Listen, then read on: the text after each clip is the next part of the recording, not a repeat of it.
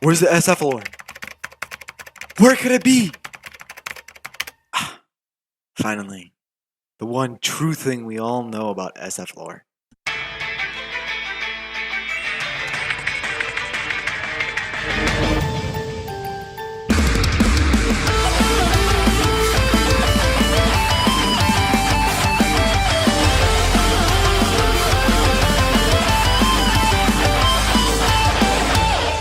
Hello Internet, and welcome to SF Theory, where today we take a deep dive into the lore of SF.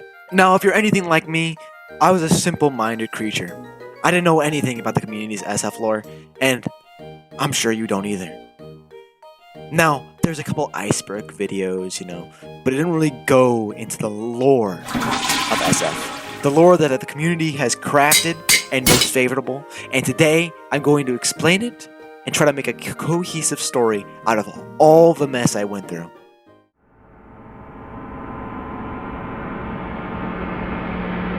Now, this is a tale as old as time.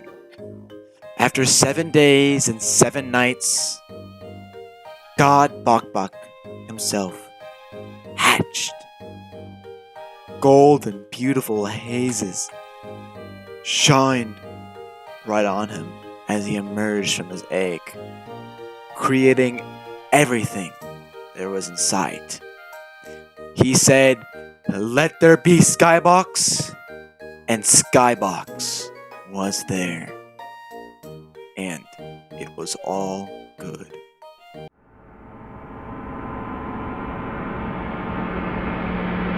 Bok tiki heads. That's about it. I just need more stuff in the timeline.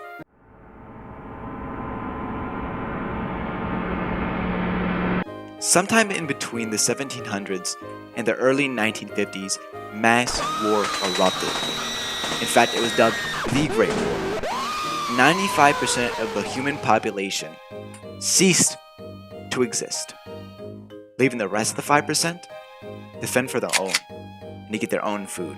And so, they started farming. And I mean, farming a whole bunch, just to survive. But there was one major problem.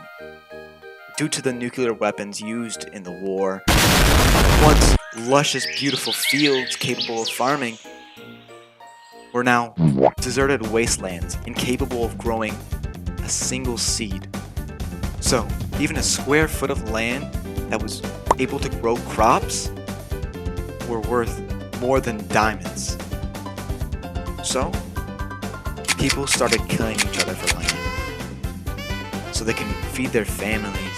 They decided to take their chickens, to try to stay on their point and capture the land, taking their pigs, anything to support their family.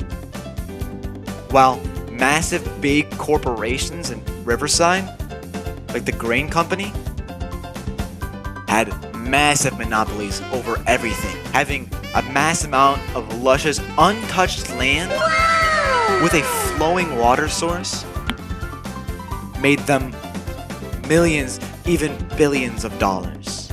And boy oh boy were they happy. Sometime during this transition from farmer to savage, there was a boy named Quasi. No, a man named Quasi. Someone who thought above fighting. He'd grown tired of it. So he decided to grow his own crops. But with what land? There was no fertile land in sight, and he did not have enough money to buy any. So then he got the idea of finding a way to grow crops on the war-withered land. Now, how did he do this? Well, here's CrazyWS to explain to you. He spent months experimenting with different types of crops in hopes that would yield, until finally a combination of water, nitrates, charcoal, and sulfur had an effect.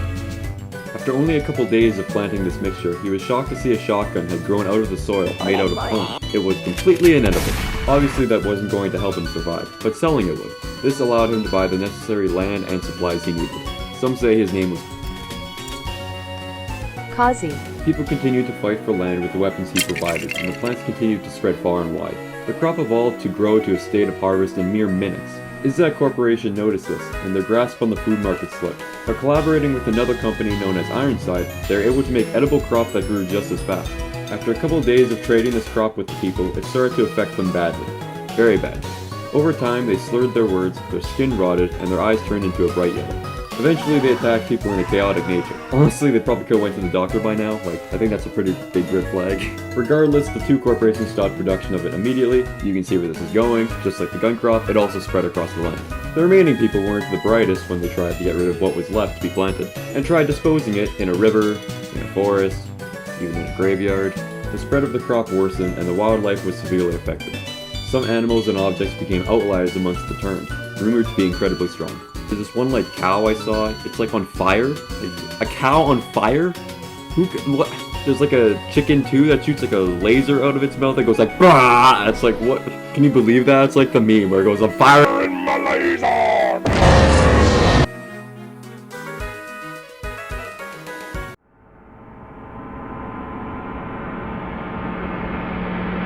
Now, some people think we start around the mid-2000s because of gas prices.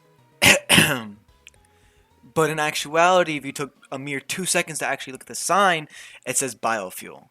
And seeing how the pumps and the cars are similar to the time period, I firmly believe we do start around the 1950s. Now, during this time, as you know, people are still fighting for land and crops because they're still priceless, but now that there's a zombie ride and an infection spreading around everywhere, people have resorted to drinking out of milk or ale because all the water has been tainted. Now, some other people say, "Well, DJ, how do you even know the water was infected to begin with?" And I can tell you because on the west side, there is no field or farm or any signs of life. To begin with, no crops or anything besides the one you manually plant. But what there is are troughs. Troughs that are filled with water. Water that horses drink. Now you might be saying, well, what's wrong with the horses? Well, take a look at this.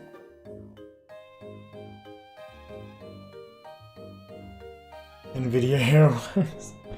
Yeah, shotgun farmers' horses actually shave their body hair, but I don't have any. Now that right there, there has to be something wrong with those dang horses if they could shave their own hair. Anyways, you're all caught up now on all the lore that I could find on shotgun farmers created by the community.